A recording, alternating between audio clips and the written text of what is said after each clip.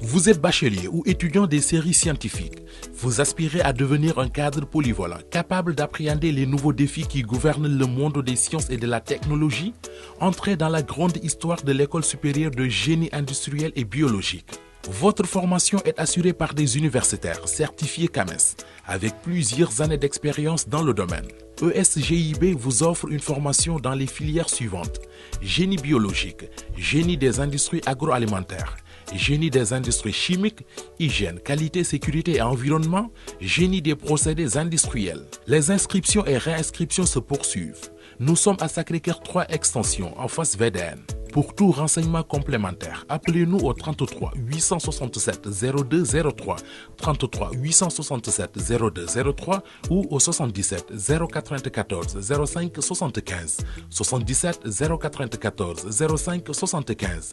Email esgib@gmail.com et GIB, la lumière du savoir.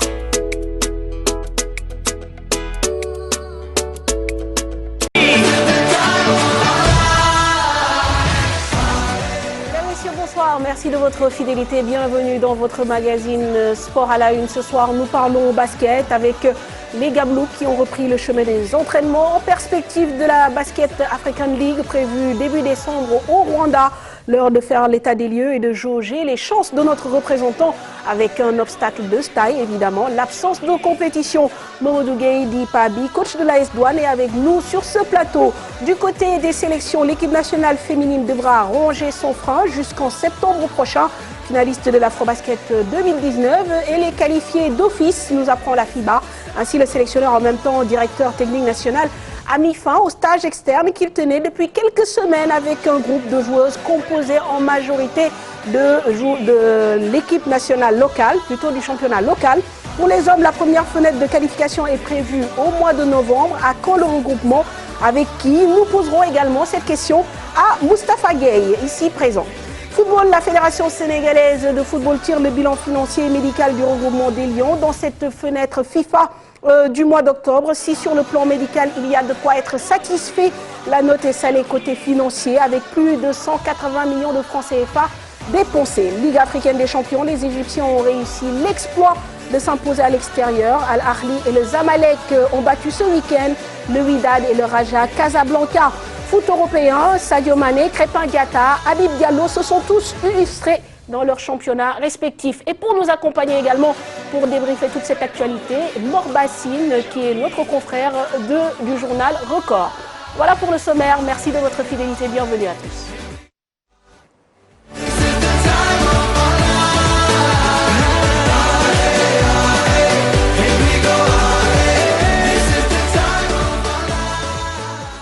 Mor Bassine, bonsoir. Bonsoir Manfatou. Comment allez-vous? Je vais bien et vous? Ça va. Cher, bonsoir. Bonsoir Manfatou, bonsoir à coach Pabi, au directeur technique national également. Bonsoir aux téléspectateurs qui nous regardent. Coach Moustapha Gueye, bonsoir. Bonsoir Manfatou, bonsoir cher Tidiane.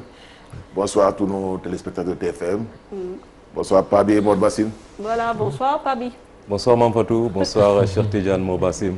Voilà, merci d'avoir accepté notre invitation. Nous allons parler de basket, mais je sais que vous êtes aussi des férus de football. On va commencer donc par cette actualité football avec notamment cette information qui est tombée ce week-end avec les dates officielles connues pour la double confrontation contre la Guinée-Bissau. Il s'agit bien sûr des 3e et 4e journées des éliminatoires de la CAN 2022. Les Lions reçoivent les Bissau-Guinéens le 11 novembre ici à domicile et jouent le 15 à Bissau pour la seconde rencontre. Et on va tirer le bilan aussi des deux matchs, même si l'un des deux matchs a été annulé, joué par les Sénégalais durant cette fenêtre FIFA au mois d'octobre. C'est une fédé essoufflée financièrement qui sort de cette fenêtre FIFA du mois d'octobre. Plus de 180 millions de francs CFA de dépenses sur les deux rencontres contre le Maroc et la Mauritanie, avec une annulation du second match. Une fédé qui appelle déjà au secours l'État du Sénégal pour les dates du mois de novembre, avec deux rencontres officielles contre la Guinée-Bissau, comme je viens de vous le dire. Là où le bilan donne satisfaction, c'est sur le plan sanitaire. Les joueurs et le staff sont venus et repartis sans qu'aucun cas de Covid n'ait été contracté. Modoufal. La Fédération sénégalaise de football sort de ces deux matchs amicaux avec une note salée, plus de 180 millions de francs CFA dépensés et la facture devrait atteindre les 200 millions une fois tous les comptes faits, explique Augustin Senghor. C'est la Fédération sénégalaise de football qui a eu à supporter l'ensemble des charges financières. Et à ce niveau, on peut dire que la note est très salée. Nous avons dû, bien entendu, négocier avec la partie marocaine qui nous a pris en charge pour l'hébergement. Mais pour le transport aérien, nous avons dû prendre l'ensemble des billets des joueurs depuis leur club et du staff technique dont une partie vit en Europe, depuis leur lieu d'origine jusqu'à Casa. Et ensuite, les membres de la délégation qui devaient quitter Dakar. Nous avons aussi dû affréter avec Air Sénégal un vol spécial pour ramener toute l'équipe le samedi, lendemain du match contre le Maroc, ce qui a été très coûteux puisque le montage consistait donc à payer une partie dans l'ordre d'à peu près plus de 18 millions, mais ça reste très coûteux.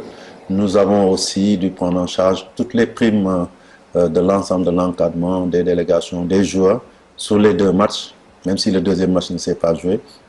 Nous avons pris en charge l'hôtel, les frais d'organisation du match ici à domicile, les frais médicaux aussi qui ont été très importants avec une multitude de tests Covid qui ont été réalisés et les frais habituels d'organisation de ces matchs-là, la sécurité, l'organisation, la communication, le ticketing, tout a été pris en charge par la fédération. Le premier bilan financier nous ramène pratiquement à peu près 180 millions, alors que toutes les dépenses de cette organisation exsangue, sans aucune ressource financière qu'on peut mettre sur la table. Et nous attendons vraiment le ministère des Sports pour qu'il puisse vraiment nous suppléer totalement sur les matchs officiels, comme ça a toujours été le cas. Et sur ce plan-là, nous avons les garanties du ministre des Sports pour que ça puisse se faire. Au-delà des blessures notées lors du regroupement des Lions, le président Augustin Senghor considère que la grande satisfaction de la fenêtre d'octobre reste le volet médical imposé par la situation sanitaire mondiale. Nous pouvons dire que cet aspect a été bien géré du côté de la délégation sénégalaise. Depuis le départ des joueurs, qui ont été tous rassemblés à Paris, ils sont venus avec leur test Covid fait au niveau de leur club pour pouvoir embarquer pour aller au royaume chérifien. Arrivés sur place aussi, ils ont immédiatement été testés.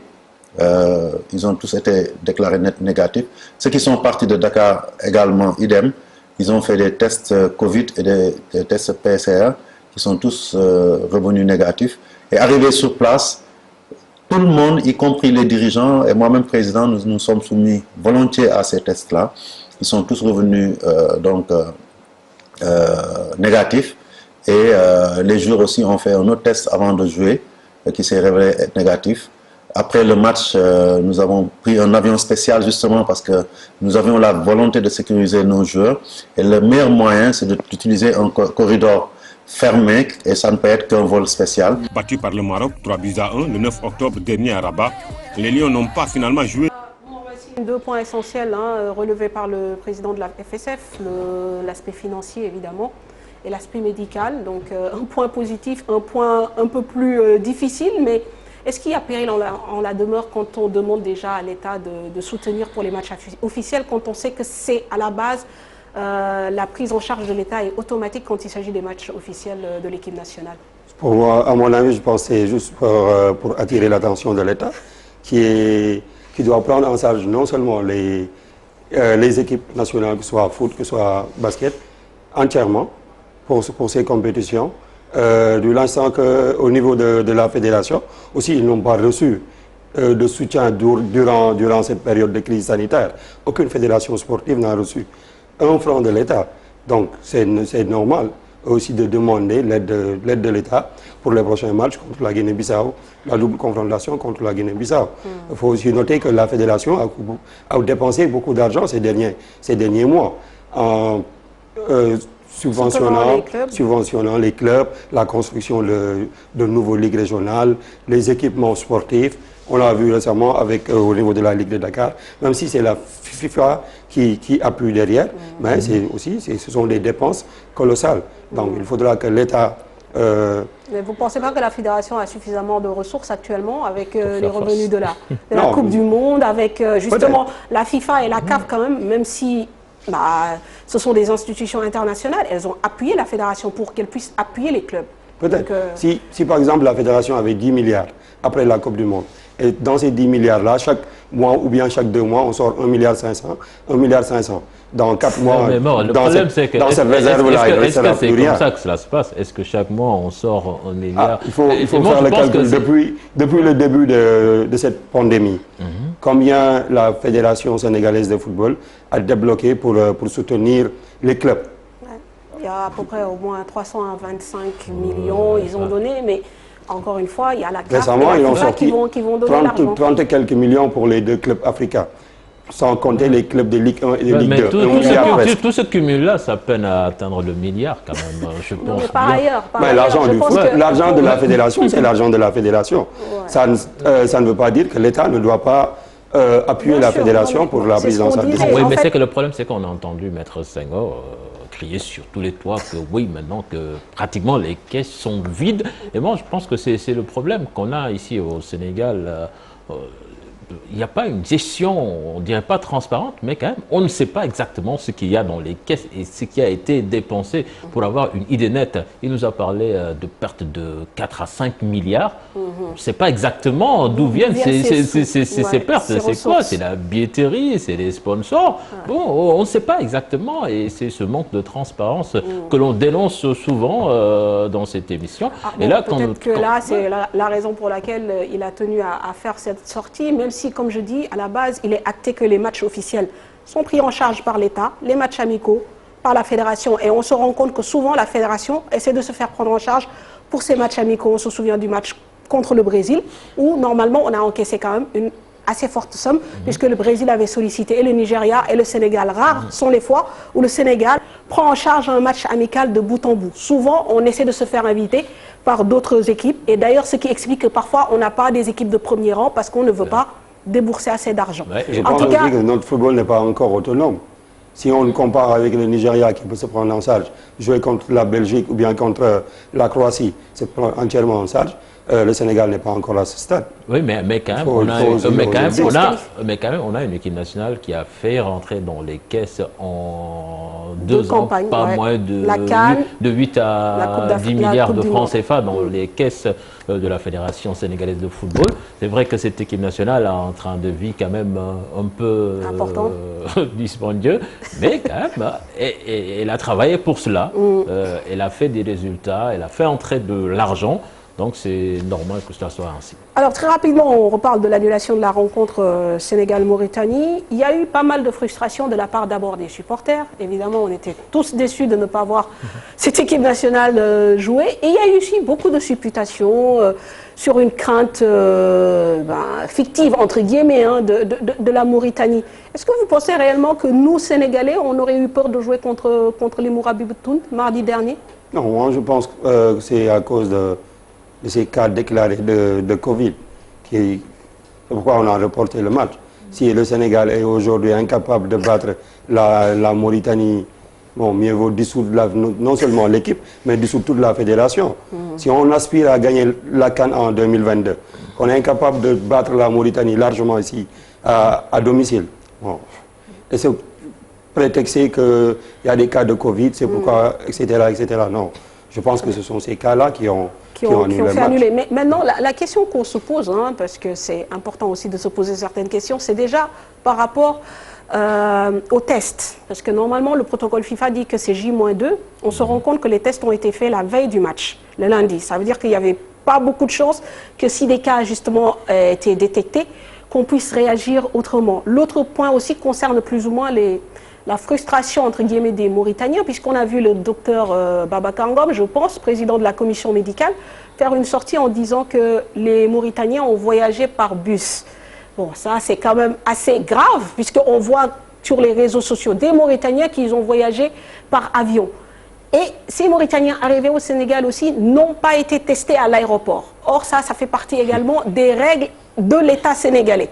Donc, il y a eu quand même plusieurs failles qui ont amené à cette annulation. Ouais, bon, et en plus, moi je me demande, est-ce qu'on a le même protocole sanitaire en Europe qu'ici? Parce que là-bas, quand même, on voit des équipes où on décèle des joueurs testés positifs et qui jouent le lendemain. Il y a eu le cas de la France. France-Ukraine, la moitié de l'équipe ukrainienne a été testée positive. Et le lendemain, ils ont joué contre la France et ils ont perdu 6-1 ou 2. 7. Bon, et là, je me demande, nous, bon, pourquoi est-ce qu'on ne pouvait pas jouer? Peut-être que c'est un autre protocole qui l'exigeait. Mais quand déjà, même, 24 heures avant le match, c'est un problème. Par rapport aux normes UEFA, protocole sanitaire de l'UEFA, si dans une équipe, il y a 13 joueurs qui peuvent jouer un match, il faut 13 joueurs pour jouer un match, Bien sûr. selon le protocole de l'UEFA. Si l'Ukraine avait 13 joueurs en bonne santé, donc le match peut toujours avoir lieu. Est-ce que la Mauritanie avait dans ses rangs 13 joueurs capables de jouer contre le Sénégal? Parce que déjà, la veille du match, il y avait 6 joueurs blessés, forfaits, plus ces 5 autres, ça fait 11. Est-ce que la Mauritanie avait sélectionné 24 joueurs? S'il y avait 24 joueurs, donc le match pouvait avoir lieu.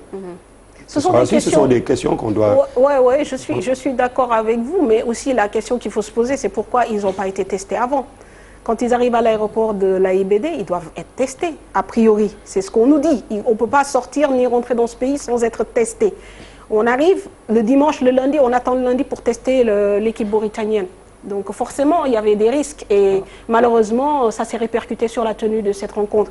Alors, je vais vous poser la question, Moustapha et Pabi, sur l'équipe nationale en tant que telle, mais ça, ce sont des équations que vous allez devoir vous aussi résoudre par rapport aux différents déplacements que vous allez mener. Je pense que sur l'année 2021, ça va être une règle d'or, le test, comment maîtriser les règles, le délai, etc. C'est juste, parce que je vais commencer par répondre, par apporter un jugement sur ce que Mor Bassine a dit. Si on n'est pas capable de battre la Mauritanie, mieux vaut dissoudre. Non. Je pense que c'est des jugements de valeur qui font que souvent, au Sénégal, nous avons du mal à gagner des trophées parce qu'on manque de respect, d'humilité. La Mauritanie a fait beaucoup de progrès sur ces dernières années. Donc je pense qu'on doit aller avec l'idée qu'aucun match n'est facile. J'avoue que moi, j'avais quelques appréhensions quand j'ai vu notre match contre le Maroc. On a eu quelques difficultés. Donc, quelques jours après, jouer contre la Mauritanie deviendrait un peu difficile, surtout avec la pression environnante. Mais... Vous avez senti une pression autour de ce match, vous? Oui, ça c'est le coach qui parle. Hein. Ça c'est le coach qui parle parce que mon collègue Aliou a été un peu bousculé dans les réseaux sociaux. Alors que c'est un processus. Il faudra être patient, il faudra être un peu indulgent. Mais il fallait respecter la Mauritanie. C'était un match, pour moi, c'était un match piège. Bon, mais l'un dans l'autre, je pense qu'il y a eu des failles quand même dans l'organisation. Parce que arriver la veille d'un match ou bien à quelques heures d'un match pour dire que le match est annulé, il fallait le faire. Mais l'organisation du Sénégal, je pense qu'à ce niveau-là, c'est pas à ce niveau-là qu'il faut poser le problème. Parce que quand même, nous, de l'autre côté, nous sommes arrivés à jouer sans aucun cas. Au Maroc, nous sommes revenus au Sénégal, jusqu'au jour du match, nous n'avons aucun cas.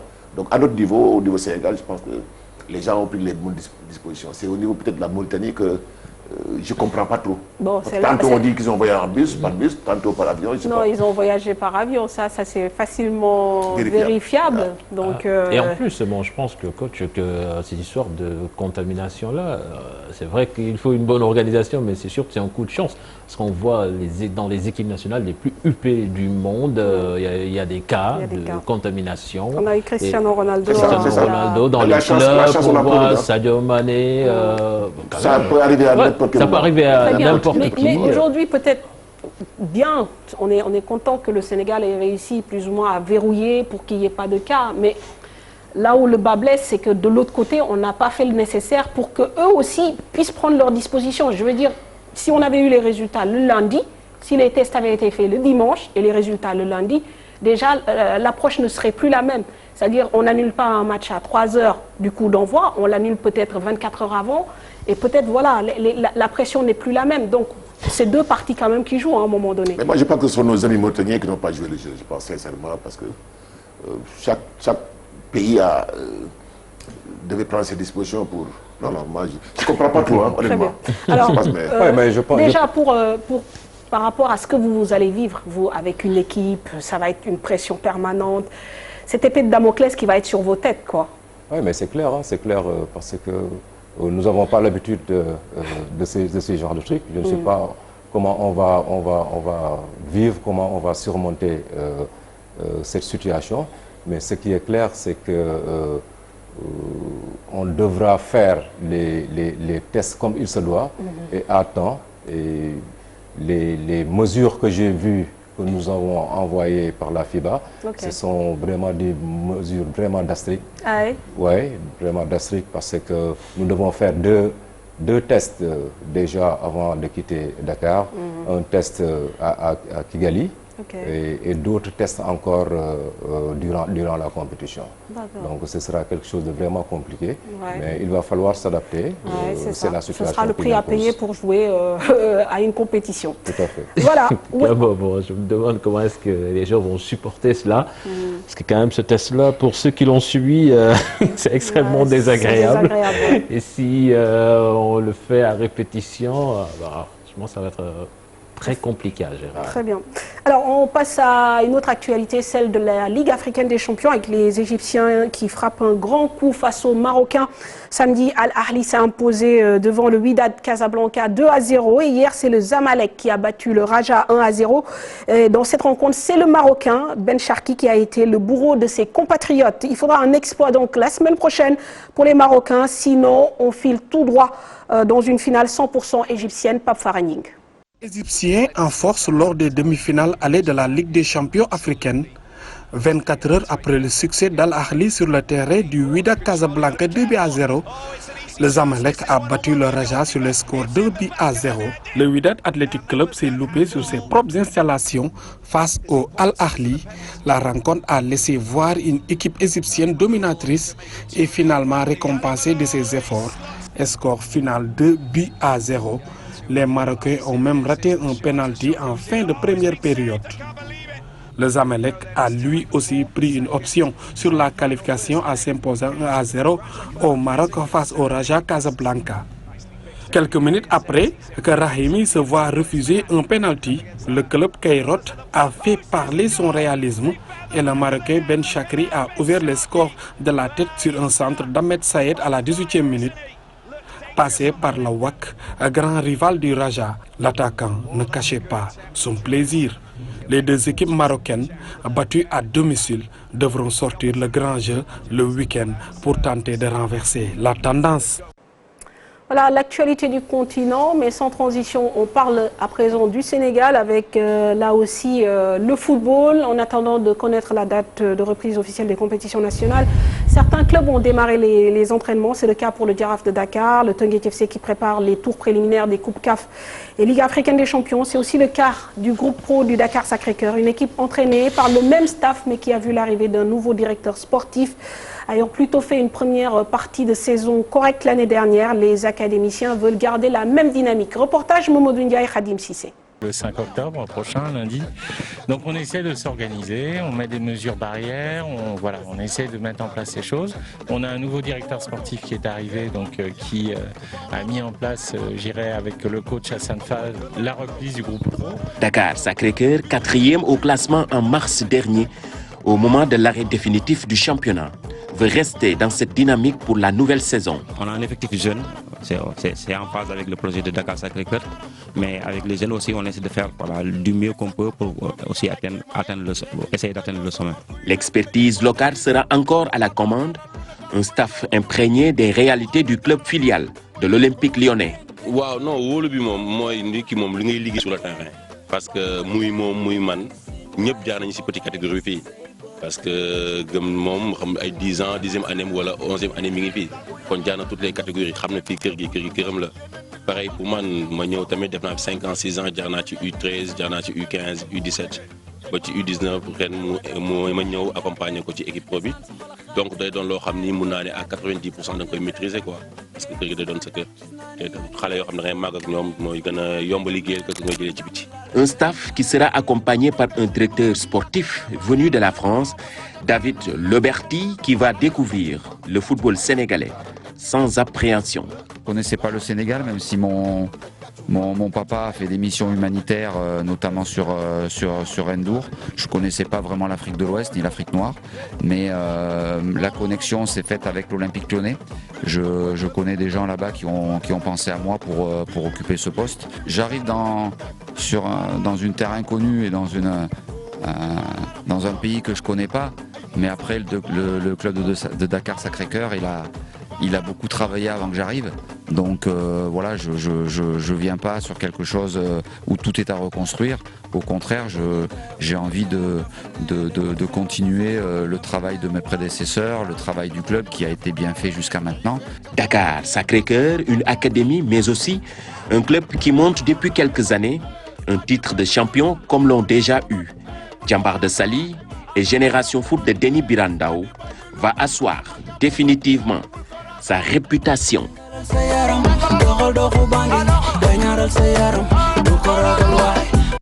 Bon, c'est peut-être plus facile quand on a les infrastructures, qu'il n'y a pas beaucoup de déplacements à faire pour reprendre. Bon, c'est clair. Ils ont pratiquement tout sur place. Ils ont, si je ne me trompe pas, 3 voire 4 terrains de football. Je pense qu'actuellement, ils ont une salle de musculation sur place. Ils ont tout, ils ont des médecins sur place.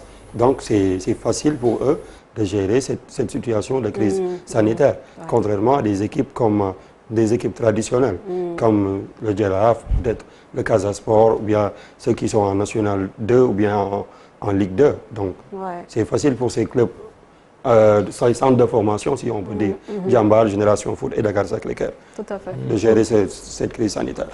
Oui, mais quand même, je ne sais pas le protocole sanitaire qu'on leur a soumis, mais je me pose des questions.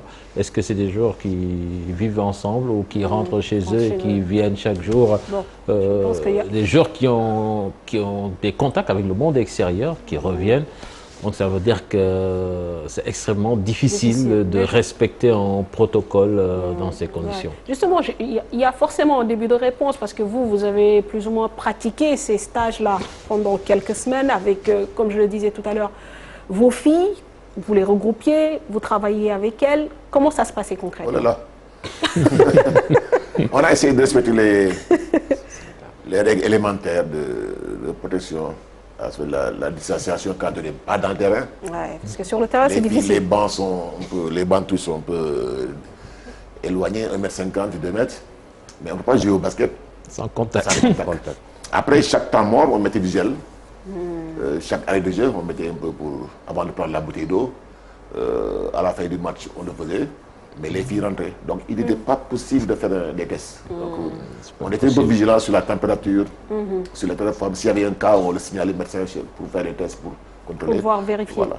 Très bien. Et donc c'est comme ça. Alors, vous aussi, vous êtes actuellement en regroupement, vous vous entraînez depuis quelques jours. On verra les reportages tout à l'heure.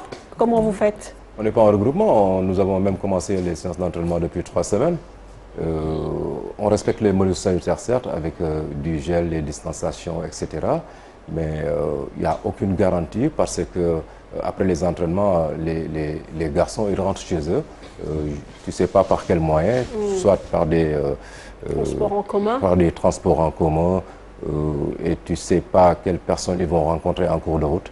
Donc c'est extrêmement difficile, mais nous essayons quand même de respecter les mesures sanitaires. Mais au début, vous avez décidé de faire des tests ou pas du tout? Vous êtes entré, vous avez démarré vos stages directement sans aucun test préalable? Tout à fait. Nous avons, ce qui est un risque, bien sûr, ce qui est un risque, mais nous avons démarré les entraînements directement, sans faire de tests. Et ça ne servirait pas à grand-chose puisqu'ils rentrent à la maison après la séance. C'est surtout ça. Honnêtement, nous avons parlé avec le professeur Charkempe sur tout ce que nous allons faire. Donc c'était une décision concertée. Et là, pour les frais de FIBA, nous avons reçu les protocoles. Et on va travailler là-dessus. Très bien. Vous nous direz de quoi il s'agit, quel est le cahier de charge de ce protocole FIBA. Mais on va terminer avec le foot, avec donc, ce qui s'est passé dans les championnats européens. Quel match vous avez regardé? On va faire le tour avant. Le championnat? Oui. Français. Ce week-end? Non, peu importe, français, anglais. Oh, on a certainement regardé Liverpool, Everton, mais frustré par le but refusé. C'est comme ça. Ouais, je n'ai pas pu regarder le match. Pas de foot du week-end? Non, pas tellement. Mort? J'ai regardé Everton-Liverpool. D'accord. Et le match de Lyon, le match de Lyon. Ok, très bien. Cher? Barcelone-Getafe. On sait comment ça s'est terminé, avec 1-0. Alors on va regarder ce qu'ont fait nos Sénégalais un peu partout en Europe. Krépin Diatta, Sadio Mané, Habib Diallo, Kalidou Koulibaly avec Napoli. Tout ça, c'est avec Ibrahima Kane, pardon. Sadio Mané is back. Le Sénégalais a marqué son retour après près de 10 jours d'absence pour cause de Covid-19. Sadio Mané a lancé le derby de la Mercy en marquant un joli but dès la 3e minute, un derby qui laissera des traces pour les Reds qui ont perdu sur blessure leur défenseur Virgil van Dijk. Le PSG d'Idrissa Gana Gueye a étrillé Nîmes 4-0. Le milieu terrain sénégalais a disputé toute la rencontre avec son club qui enchaîne les victoires depuis sa défaite face à son rival l'Olympique de Marseille. Habib Diallo, pour sa part, marque son premier but avec Strasbourg. L'ancien pensionnaire de Génération Foot qui a démarré sur le banc est entré en jeu à la 36e minute alors que ses coéquipiers étaient menés 3-0. Il aura réduit la marque 7 minutes après ses débuts à la 43e minute, score final 3-2 en faveur de Lyon. En l'absence d'Ibrahima Niane, victime d'une rupture des ligaments croisés du genou, le FC Metz voulait rester sur sa série d'invincibilité depuis sa défaite face au PSG. Opanguet, pour sa part, a sauvé les siens sur une passe décisive de Lamine Gueye. En Belgique, Crépin Diatta a encore frappé. Tenu en échec sur la pelouse du Standard de Liège, 1 but partout, Crépin Diatta avait pourtant ouvert le score à la 40e minute. Le Sénégalais a inscrit son 5e but de la saison en 8 matchs de Jupiler League. Les Liégeois ont cependant égalisé sur penalty dans les arrêts de jeu, 1 but partout. En Italie, Naples de Kalidou Koulibaly a étrillé Atalanta. Battu sur tapis vert contre la Juventus, Naples de Kalidou Koulibaly, titulaire, s'est bien remis en selle en gagnant avec la manière Atalanta Bergame 4-1, l'une des formations les mieux en forme de la Serie A. Ibrahima Kane, merci. Sans transition, on parle de basket maintenant. Début octobre, Moustapha Gueye réunit une vingtaine de filles, en majorité des joueuses du championnat local, pour préparer les éliminatoires de la prochaine CAN. Jeudi dernier, la FIBA confirme qu'elle conserve la formule chez les filles qui qualifie les 4 demi-finalistes du dernier Afrobasket et va organiser des éliminatoires pour les 8 autres pays en février prochain. Le Sénégal qualifié d'office, tout comme le Nigeria, donc le Mali et le Mozambique. Une info qu'il a fallu absorber au stadium Marius Ndiaye, où se retrouvent quotidiennement joueuses et staff Mamadou Ndiaye.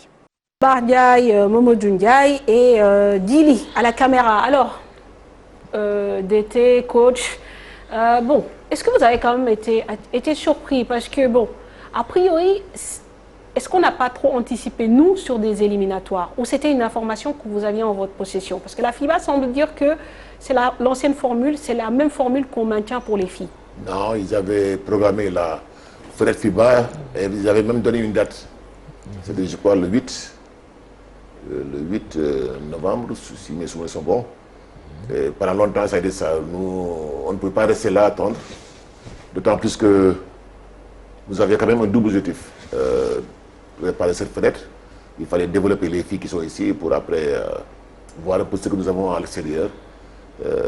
Et ensuite, je pense que dorénavant, nous souhaitons avoir une équipe nationale locale que nous devons garder continuellement en préparation pour vraiment que nos joueuses locales comprennent ou bien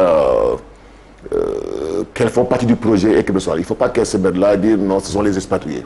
Et pour ça, je pense que la meilleure façon, c'est de les mettre dans le bain, travailler comme si tout le monde était là. C'est pour ça que nous avons fait. Ce n'était pas un travail de perfectionnement technique, mais constitution d'une équipe avec des stratégies, avec des CM. Il faut que les filles ici se mettent dans la peau vraiment d'une compétition. Et comment apprécier cette décision de la FIFA? De la FIBA. Quand même, est-ce que c'est du pain béni ou bien vous dites que quelque part on vous a empêché de faire le travail que vous aviez prévu? Voilà, on souhaitait vraiment aller jouer cette fenêtre pour mettre en place les premiers jalons de l'équipe de 2021 parce qu'il fallait voir les meilleures filles d'ici ajouter à celles qui sont à l'extérieur vraiment pour préparer un peu l'Afrobasket 2021. Malheureusement, ça nous est tombé comme ça. C'est vrai que c'est une déception parce que nous aurions aimé aller jouer, nous évaluer nous-mêmes et évaluer les joueuses. Avec le risque d'une élimination. Non, c'était pas l'équipe locale qui allait partir, c'était la meilleure équipe du Sénégal. Donc on avait commencé cette première étape. Après, il fallait greffer les anciennes pour avoir quelque chose de solide. Et je pense que nous sommes capables de nous qualifier. Bien sûr. Alors, Mor, Il y a comme une sorte de flou autour de ces décisions. On dirait que la FIBA, d'après voilà, les infos que nous avons eues, avait proposé une formule, cette nouvelle formule avec les éliminatoires des fenêtres pour rendre un peu plus compétitive cette qualification aux Afro-Basket. À la dernière minute, je pense, avec les mesures, la situation, elle est revenue à l'ancienne formule. Est-ce que ça ne perturbe pas un peu? Je pense, par rapport à cette formule de jouer des fenêtres, comme chez les garçons, comme chez les filles, ça date de 2017. Depuis 2017, ils ont déroulé un nouveau plan-programme pour jouer les fenêtres chez les garçons comme chez les filles. C'est ce qui a permis au Sénégal de se qualifier chez les garçons en passant par les fenêtres de la Coupe du Monde. Chez les filles, comme l'a dit coach, il y avait effectivement des fenêtres au mois de novembre. Mais avec les restrictions dans certains pays à cause de la pandémie, la FIBA a jugé nécessaire de ne plus organiser ces fenêtres, mais de jouer en zone, comme la zone 2 où figure le Sénégal qui est déjà qualifié. La Guinée va jouer ses éliminatoires au niveau de la zone 2, la zone 3, zone 4, etc. Ils l'ont organisé au niveau des zones. Je pense aussi que c'est une bonne chose parce que avant de jouer au basket, il faut être en bonne santé. Si aujourd'hui le Sénégal est qualifié, le Nigeria, Mozambique et le Mali, peut-être le pays hôte, ça peut être la Guinée, ça peut être le Cap-Vert ou bien le Maroc. Les 7 autres nations vont compétir. Essayer de se qualifier et rejoindre ces équipes déjà qualifiées. Maintenant, comment on s'organise, coach, par rapport à ce délai qui se rallonge, parce que je pense que l'Afro-Basket est prévu en septembre prochain.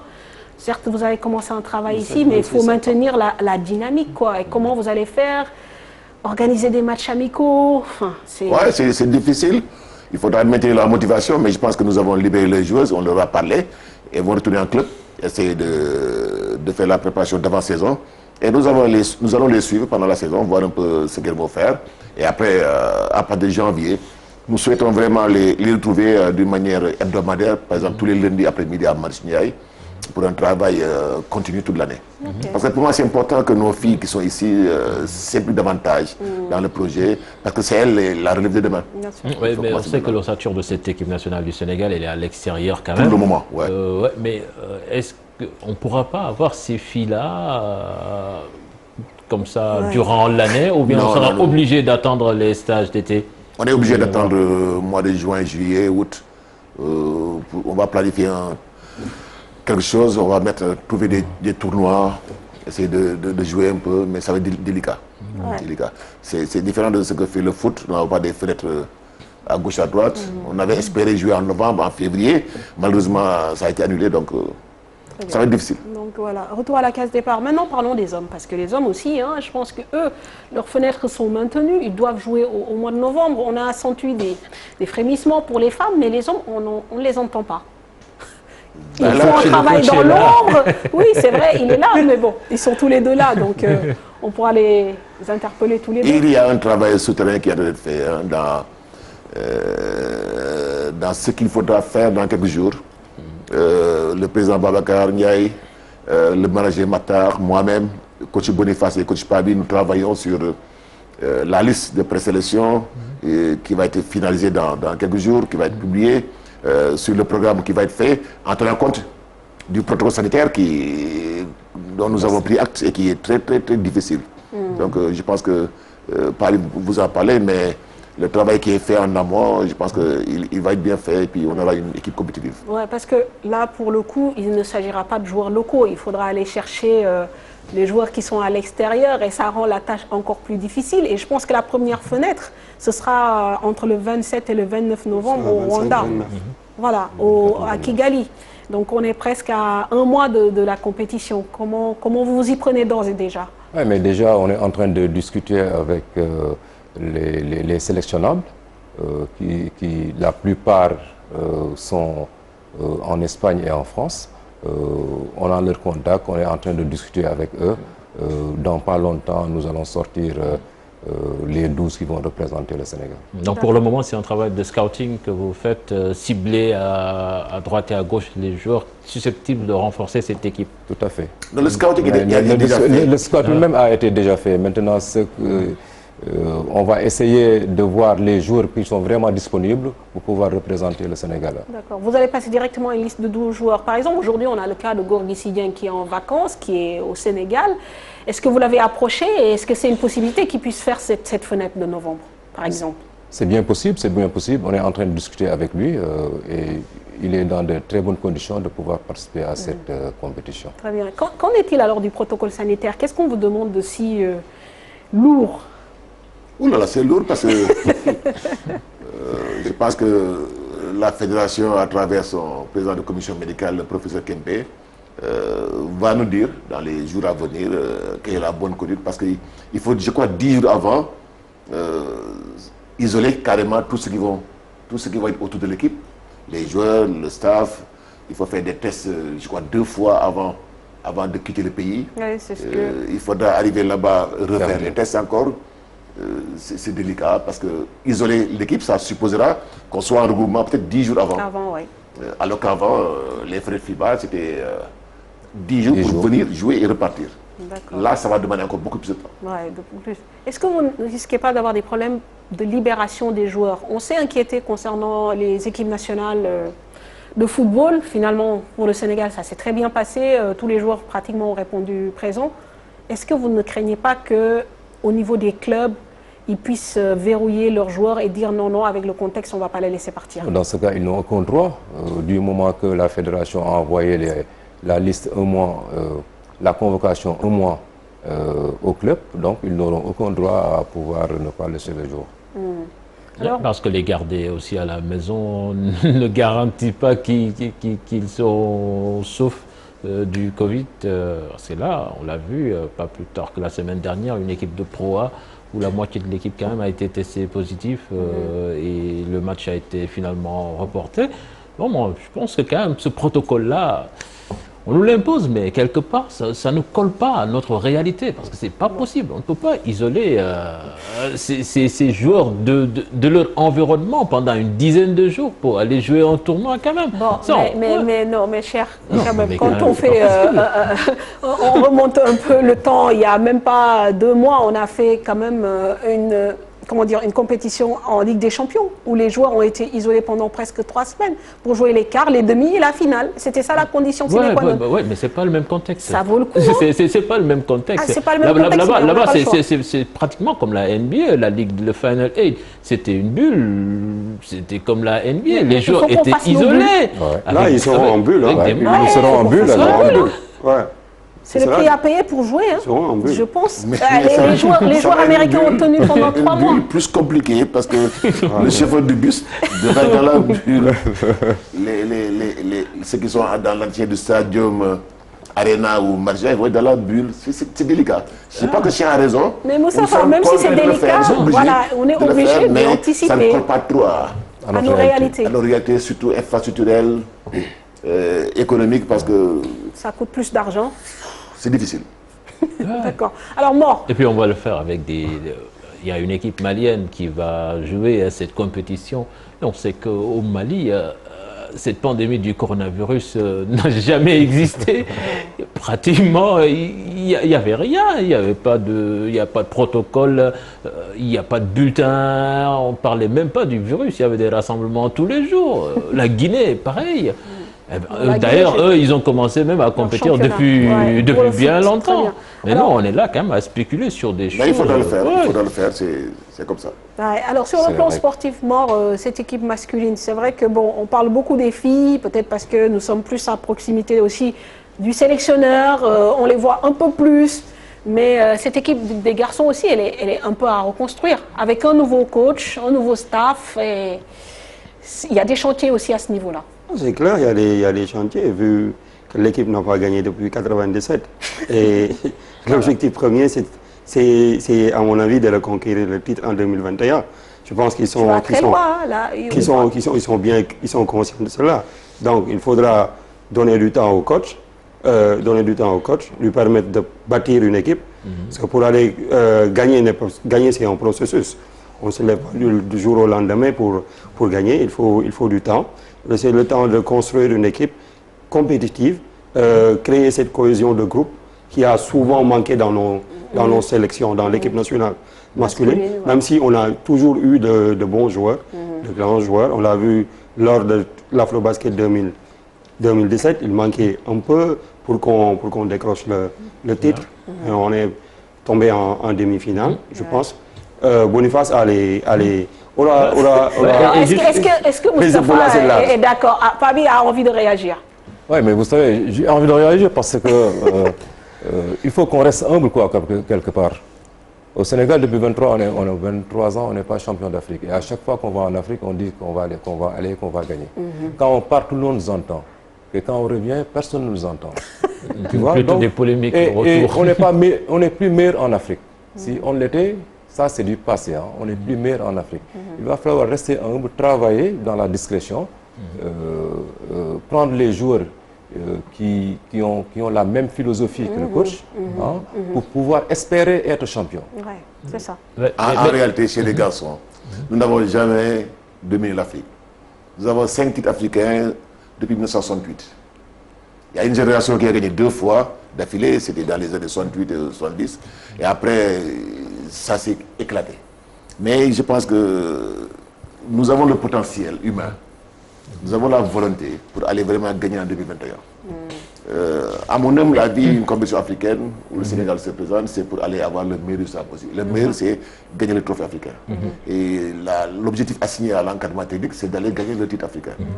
Bon, maintenant, il faudra juste préciser que même si on ne gagne pas, ce n'est pas une raison pour tuer les gens, pour pas. Non. Nous avons l'objectif d'aller gagner, on va y aller. Si ça se fait, tant mieux. Ça ne se fait pas, on va voir. Évaluer. Mais coach, par exemple, quand vous entendez le Nigeria qui est là, qui nous barre souvent la route, avec déjà la team qu'ils ont, et aujourd'hui tu entends parler de Bam Adebayo pour venir renforcer cette équipe. Cameroun, on ne sait pas, demain on peut se retrouver en face de Embiid et de l'autre joueur de Toronto, Siakam. Quand même, on se dit que l'horizon pour aller chercher ce titre-là devient de plus en plus difficile. Moi, je ne raisonne pas comme ça. Je n'ai pas peur du Nigeria, même s'ils ont réussi à gagner 2 fois. C'est un discours d'entraîneur, mais il y a les faits quand même qui sont là. Mais je suis là en tant qu'entraîneur. les faits, c'est qu'on peut avoir les meilleurs effectifs et ne pas gagner. Le basketball, c'est un jeu d'équipe. Ça demande beaucoup plus de choses. C'est vrai que la valeur individuelle du joueur ou de la joueuse est importante, mais en basket, tout est possible. Je pense que nous avons des pros un peu partout dans le monde. Il suffit de faire un bon cocktail, d'avoir l'état d'esprit qu'il faut, et après tout est possible. Alors, tout est possible. Même si le Nigeria est fort maintenant, mais il faudra l'édifier. On a réussi à battre le Nigeria lors des fenêtres FIBA, avec un large écart à Abidjan. Et il y avait pratiquement tous les...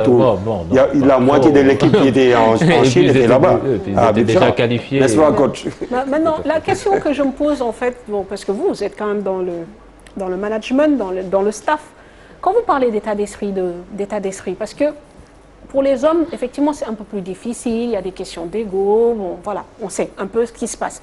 Maintenant, quand vous parlez d'état d'esprit, qu'est-ce que vous attendez de vos joueurs, par exemple, sur des compétitions? Peu importe, hein. Oui, mais qu'ils mouillent leur maillot, qu'ils fassent ce qu'ils ont à faire, comme de vrais professionnels, parce que le professionnel aussi, c'est un état d'esprit, qu'ils font ce qu'ils ont à faire, parce que là, ils représentent leur pays au plus haut niveau, tout simplement. Très bien. Alors, coach, il y a un aspect aussi très important que avait souligné à l'époque, d'ailleurs, quand je l'avais interviewé Boniface, c'est-à-dire l'aspect organisation. Déjà, là, je sens que vous vous tirez les cheveux par rapport au protocole sanitaire. C'est un aspect qu'il faudra prendre en compte. Ce n'est pas une information qui va nous tomber dessus. On est au courant, mais il y a aussi les conditions de regroupement, les conditions de traitement des joueurs. Le staff qui va devoir travailler avec Pabi, avec Boniface, par exemple sur les statistiques et autres. Donc c'est quand même quelque chose d'assez important qu'il faut aussi mettre en place pour peut-être les mettre dans des bonnes conditions. Mais en fait, les joueurs qui ont parlé de problèmes d'organisation, Boniface n'est pas dans la sélection depuis un moment, il ne sait pas comment ça a évolué. Mais j'avoue que depuis quelques temps, l'équipe est très bien organisée. Ça, je peux vous le confirmer. Maintenant, un problème de primes à la veille de compétition. Ce qui s'est passé l'année dernière, à la veille du mondial, c'est que les joueurs, le président avait fait leur avait promis, parce qu'il était content de faire quelque chose. Ils ont pris pour content. Après, ils sont arrivés, ils ont réclamé parce qu'ils devaient avoir le premier. Mais en réalité, ils ont reçu plus qu'ils ne devaient. Parce que les primes de la Coupe du Monde sont passées de 1 million à 5 millions. Chaque joueur a reçu ces 5 millions, plus les 2 millions qui étaient produits par le président quand ils sont qualifiés. Chaque joueur ici a quitté avec 7 millions. Maintenant, c'est un problème de délai. Ils ont pensé qu'on devait leur donner l'argent tout de suite, alors que l'argent, c'est dans un circuit. Donc, un joueur, c'est... Nous, on a été joueurs internationaux, on connaît un peu comment ça se passe. C'est souvent un problème de confiance qu'il faut rétablir au niveau de l'équipe nationale. Et ça, je vous assure, moi, le président, la fédération m'a demandé de travailler sur un code de conduite que j'ai fini de rédiger, que j'ai remis au président pour la première lecture.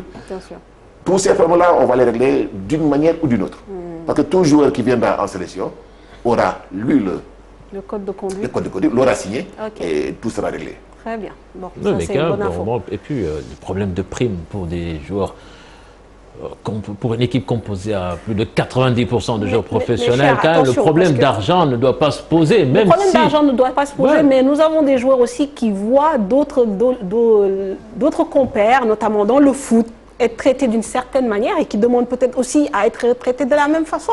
Donc après, pour moi, voilà, chaque travail mérite récompense. Une fois que vous êtes mis d'accord, chacun doit respecter sa part du travail. Le coach, souvent, c'est un problème de délai, parce qu'après, les primes, d'une façon si ça a ou été d'une autre, sont payées. Quelque part, ça a créé un petit dérèglement, et c'est pas bon quand on va à une compétition d'avoir ce genre de choses qui... Vraiment, c'est l'idéal. Mais moi, je pense que le plus important, c'est surtout les conditions, qu'il y ait suffisamment de médecins dans l'équipe, suffisamment de masseurs, suffisamment je sais pas... La vidéo, parce que souvent c'est important. Cher a raison, toutes les conditions ont été améliorées. Vous savez, il y a quelques années, le staff c'était 2 entraîneurs. Après, on est passé à 3 entraîneurs. Le staff médical c'était 1 médecin. Après, on joue à 3 médecins. Est-ce que c'est suffisant pour 12 gaillards, par exemple, d'avoir un seul kiné? Non, il y en a 3 maintenant. Il y en a 3 maintenant. Je pense que à ce niveau-là, je pense que les jeunes ne se plaignent pas. On peut, c'est vrai, faire mieux. Mais vu la configuration de notre pays où tout est priorité, l'État a fait beaucoup d'efforts. Ça, c'est pas de la démagogie, mais c'est du concret.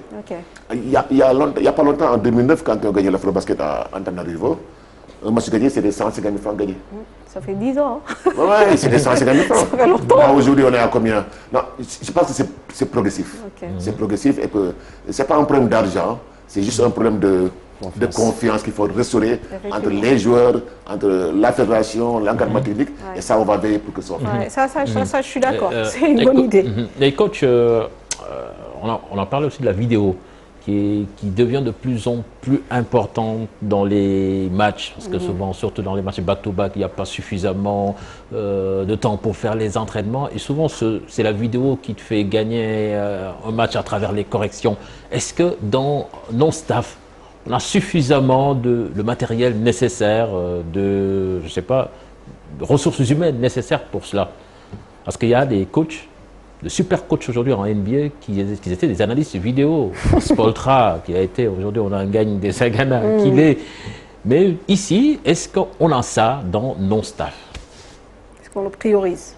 Pas du tout. Pour moi, par exemple, je ne suis pas très fort en vidéo, et parce que je ne suis pas très fort en vidéo, je suis un coach, même en club, j'ai un spécialiste qui fait ça pour moi, tout simplement. Et en équipe nationale aussi, j'en ai parlé avec coach Tafa, et il est en train de réfléchir pour prendre un spécialiste uniquement pour faire ces vidéos-là. On en a un aux États-Unis, un gagné. J'imagine que coach Tafa a déjà des profils. Ben ouais, de toute façon, depuis ces années-là, on faisait les vidéos. Toutes ces années-là. Dans les staffs, il y a des coachs qui le faisaient. Parfait Givon le faisait très bien d'ailleurs. Coach Dame Diouf aussi le faisait chez les hommes. Chaque match, on avait les vidéos avant-match. Mais on n'est pas allé chercher un Américain, on a chez nous des gens qui sont capables de le faire. Et il faudra juste qu'on ajoute dans le staff quelqu'un qui est spécialisé dans ça, qui n'est pas un assistant. C'est que coach, quand je pose cette question, c'est que nous, on a eu à voyager avec l'équipe nationale du Sénégal. Et c'est notre caméraman qui est là, que vous connaissez bien souvent, qui donnait un coup de main à la sélection. Je vous ai dit que ça a évolué. Depuis quelques années, à Yaoundé, moi je ne l'avais pas. À Yaoundé, je n'avais pas de vidéo, c'est moi-même qui le faisais. C'est nous, on était là avec vous. Avec Massaba qui mais depuis, on a formé et l'idée c'est avec Boniface, on est en train de chercher un logiciel. Comme ils l'ont en Europe et aux États-Unis, qui va coûter, je pense, chaque logiciel 1 million. Et après, on va former nos entrées ici pour faire ça. C'est raisonnable. 1 million, ça va, c'est raisonnable. Alors, coach, le rôle du manager, justement, Mactar Ndiaye, dans tout ça, parce qu'il y a déjà un staff avec Pabi, avec Boniface, vous êtes aussi d'Étienne, vous êtes aussi dans l'organisation, dans la prévision. Quelle sera la plus-value de Mactar Ndiaye comme manager? Et Astou à la même enseigne. Je suis aujourd'hui soulagé d'avoir Astou et Matar parce qu'ils font tout le travail en amont. En amont. Astou, c'est pour les filles? Les filles, oui. Okay. Et là, vraiment, elle fait un travail extraordinaire. On l'appelle dans la sélection Madame Anticipation. Parce que Astou, elle anticipe sur tout. Et ça, c'est formidable. Donc, c'est ça qu'on attend de Matar. Et je pense qu'il a commencé. Il connaît le boulot. Il a très bien commencé. Et je pense que maintenant, on va avoir vraiment de vrais managers qui vont s'occuper des plans de préparation, de tout ce qui va coordonner les activités de l'équipe nationale. On a une dream team quand même, moi. Chez les garçons, chez les filles. Tout le monde, hein. Si on voit l'expérience qui a été ajoutée. Sur le banc des garçons, on a Boniface, on a un coach Pabi qui a bourlingué un peu partout sur le plan local, mais aussi avec l'équipe nationale durant ces 3 dernières années ou bien 2 dernières années. Chez les filles, il y a Moustapha Gaye, il y a Souniaï, championne WNVP. Donc je peux dire, on a pratiquement tout pour aller chercher les trophées en 2021. Mais il faudra des moyens pour relever le défi. Et ces moyens-là, ce n'est pas au niveau simplement de la fédération. Il faudra que l'État appuie cette fédération. Parce que si on dit que la fédération de basket reçoit, entre guillemets, 200 millions d'un sponsor, à quoi c'est ces 200 millions? Rien, juste pour financer le championnat local. Il faudra que l'État mette suffisamment d'argent dans le basket. Parce que ces dernières années, il n'y a que le basket qui a remporté des titres sur le plan continental. Donc il faudra que le chef de l'État sorte les grands moyens pour déjà appuyer les sélections U18 qui vont jouer l'Afro-Basket au mois de décembre, garçons et filles. Les garçons se sont qualifiés pour la dernière Coupe du Monde en Grèce. Ils sont vice-champions. Ça n'a pas été fameux en termes de participation. Ils sont vice-champions d'Afrique. Et là, ils risquent de ne pas y aller en 2020. Justement, cette participation alternée, c'était ça, la directive de base, c'est soit les filles qui y vont, soit les garçons. Bon, aujourd'hui, vous êtes un peu... C'est ça qui a été retenu un peu coincé. Il y a 2 ans, mais je pense que nous sommes en train de pousser les bouchons pour avoir vraiment les 2 sélections. Ça, je pense que le président Balokani a une bonne écoute et ils sont en train de déployer tout ce qu'il faut pour amener les 2 sélections. Et ça nous fera tellement bien. Ce sera en Égypte, début décembre. Inch'Allah. Tout à fait. Alors, on va parler aussi de la Basket African League avec coach Pabi. Là aussi, reporté, on le sait, depuis le mois de mars dernier à cause de la pandémie. Une pandémie qui a aussi causé l'arrêt des compétitions ici au Sénégal. Alors, désormais, il faut se remobiliser pour le représentant du Sénégal. Les Gablous ont repris le chemin des entraînements depuis 3 semaines. Le groupe gagnerait à être renforcé. Il faut composer avec l'équation, avec au moins un inconnu, l'état physique des joueurs à la date de démarrage des compétitions. Le reportage de Momodou Ndiaye.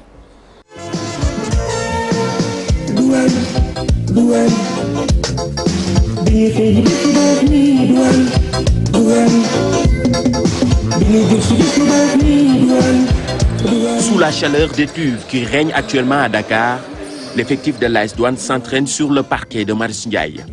Tous les exercices sont passés en revue dans cette phase de reprise. Nous avons repris avec beaucoup d'enthousiasme d'abord le plaisir de retrouver les terrains. Ça faisait pratiquement 6 à 7 mois nous n'avons pas compéti. Je voyais pratiquement pas mes joueurs. On se parlait certainement certes au téléphone, on s'envoyait des messages, mais ça fait vraiment du bien. Un peu difficile parce qu'on est resté plus de 6-7 mois sans faire de compétition ni s'entraîner. Donc tout début est difficile, mais je pense avec tout ce que le coach nous donne, on vient de petit à petit. Pour réussir sa participation, le club peaufine encore son effectif. Des renforts sont attendus. Pour exister lors de la poule, il va falloir certainement renforcer notre secteur intérieur, notre secteur 5, sinon on risque de ne pas exister, ça c'est clair, parce que il y a quelques mois de cela, j'ai été à Kigali, j'ai rencontré là-bas les équipes comme la gendarmerie de Madagascar, l'AS Sahel du Mali, les Petro de Luanda, et pratiquement toutes ces équipes représentent l'équipe nationale. Et l'équipe nationale du Sénégal, l'AS Douanes ne représente pas l'équipe nationale du Sénégal. Ça s'est fait facilement, parce que déjà joueurs yi ñoo bëggoon ma intégrer l'équipe. En plus coach bi ñu woo ma proposé ma ko ak surtout ak bal bi di ñëw am na may opportunité. L'AS Douanes, championne du Sénégal ces 4 dernières années, va prendre part à la première édition de la BAL, Basket Africa League, au mois de décembre prochain. Un challenge qui vient à point nommé. Si le mois de décembre on sera prêt, je ne vais pas dire qu'on est prêt, mais on est sur le chemin. L'équipe bi baax na si instant yi ñu nekk parce que comme que xamaguñu fee luñu fa am baax na pour si dëkk bi quoi, mais pour taxaw si dëkk si Afrique xamaguñu parce que mosaguñu jouer compétition africaine, donc dañuy sabablu ak gëm lu ñu am rek te inch'Allah dinañ gëm ni que suñu demee dinañ def tout pour xam ni li am baax na quoi. L'AS Douanes se retrouve dans celle du Sahara en compagnie des pétroliers Algérie, Atlético Luanda en Angola, AS Salé Maroc et de GNBC Madagascar.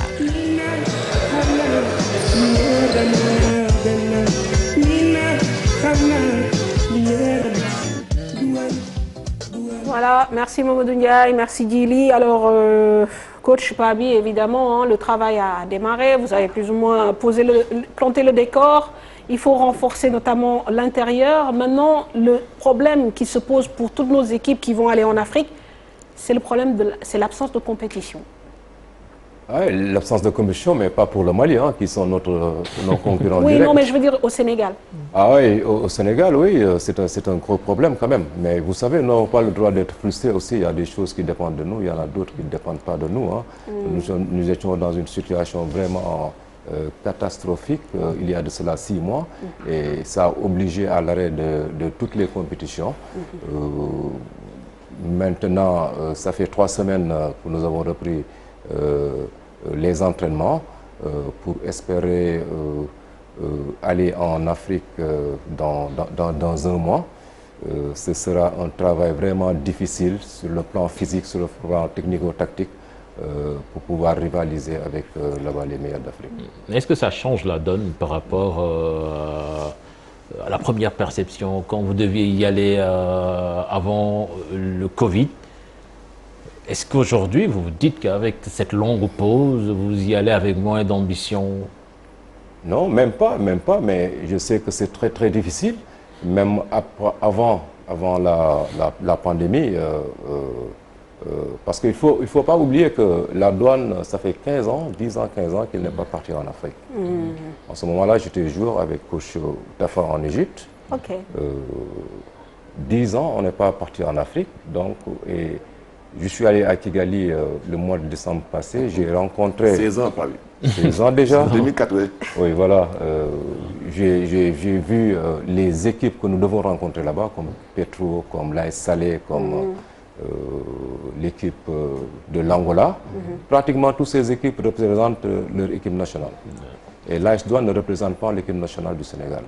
Donc, vous imaginez un peu la différence qu'il doit avoir entre ces équipes et l'AS Douanes. Mais ça ne nous empêche pas aussi d'être ambitieux. Bien sûr. D'être ambitieux.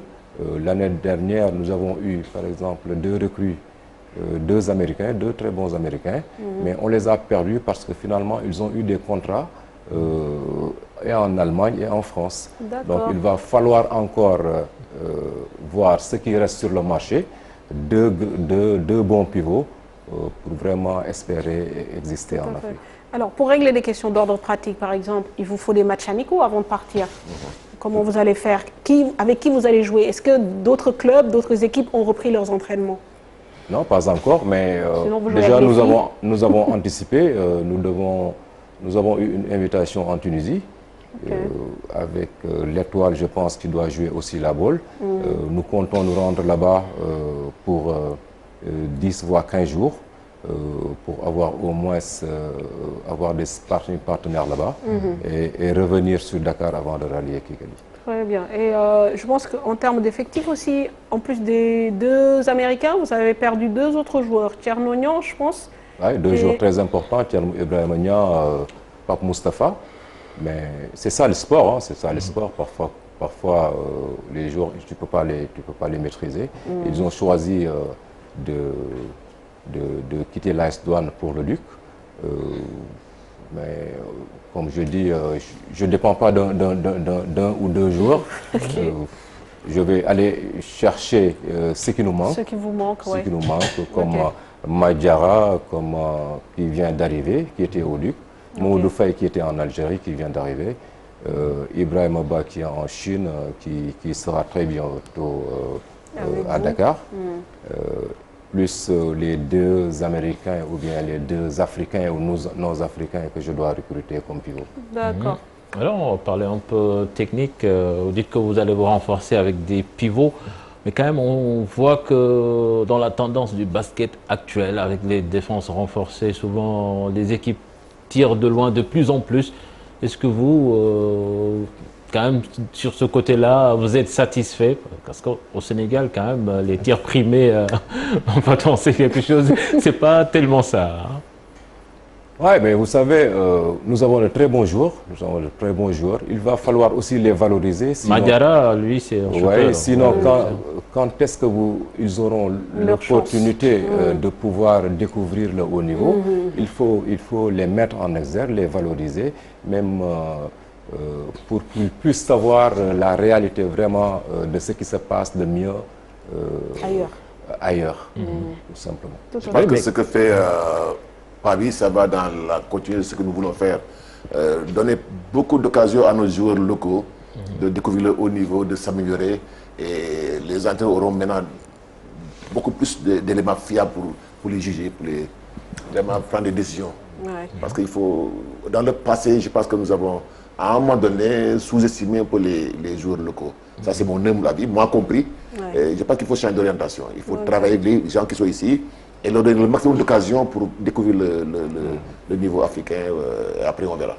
En termes d'organisation... Quand vous perdez, par exemple, Thierno Niang, ça veut dire que le secteur arrière, quand même, quelque part, se trouve privé d'un élément expérimenté et vous allez le remplacer par un joueur déjà cru ou bien... C'est déjà fait par Mamadou Faye qui était à Ouakam, puis en Algérie, un très bon joueur. Donc déjà lui, il connaît, il a une expérience internationale et c'est un excellent joueur qui pourra remplacer Thierno Ibrahima Niang. Très bien.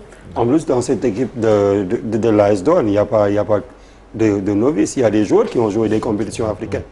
On peut citer Birahim Gaye qui a joué avec le Sénégal des tournois de zone 2. Louis Adams qui a fait des compétitions, des afro-basket. International, oui. Qui est international. Il y a aussi le jeune Al-Khali qui a joué récemment avec l'équipe nationale lors des tournois en Turquie et en Italie. Okay. Il y a Abdoulba aussi. Donc il y a cette jonction entre anciens et jeunes qui doit apporter en plus à cette équipe de l'AS Douanes. Alors coach, parlons quand même de vos adversaires. Vous disiez tout à l'heure qu'il y a une équipe qui a déjà commencé la compétition. Qu'en est-il des autres? Est-ce que vous les connaissez? Bon, j'imagine que vous les connaissez, forcément, vous les observez. Est-ce que ces équipes-là ont déjà commencé à jouer dans leurs pays respectifs? Je sais que, comment dirais-je, les Angolais ont déjà commencé leur compétition, les Maliens ont déjà commencé leur compétition, les Algériens aussi. Et les Malgaches. Donc je pense que on est seul à ne pas encore commencé la compétition, mais c'est la situation aussi qui l'exigeait. Comme je disais tout à l'heure, nous n'avons pas... Quel pourrait être votre objectif en prenant part à cette compétition?